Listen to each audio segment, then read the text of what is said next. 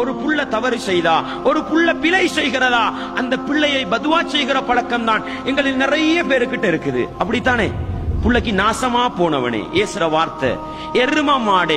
அன்பாண்டவர்களே, எரும மாட்டுக்கு மேல மழை பெய்யற மாதிரின்னு சொல்லுவாங்க. நீங்க உங்களோட புள்ளைய பார்த்து எரும மாடு எரும மாடுன்னு ஏசுவீங்க. காலப்போக்கில் அந்த புள்ள எரும மாடாவே போகும். புள்ளைய பார்த்து மகனை இங்க வாங்கோண்டா அது மாடு மாறி போகும். என் மாட்டுக்கு விளங்காதே லாங்குவேஜ். அப்படித்தானே? அன்பாண்டவர்களே, இஸ்லாமிய உறவுகளே, பதுவா செய்கிற விடயத்தில் மிக மிக கவனமாக இருந்து கொள்ளுங்கள். மிக மிக கவனமாக இருந்து கொள்ளுங்கள். அன்பாண்டவர்களே, இஸ்லாமிய உறவுகளே, சில நேரம் நாங்க பெத்தெடுத்த புள்ள சில நேரம் தவறு செய்யும், பல நேரம் தவறு செய்யும். அந்த புள்ளைய பார்த்து வாய் கூசாம ஹராங்குட்டி அப்படின்னு சொல்ற பெற்றோர்களை பார்க்கிறோம். வேண்டாம் சகோதரர்களே. ஹராங்குட்டின்னா என்ன அர்த்தம்?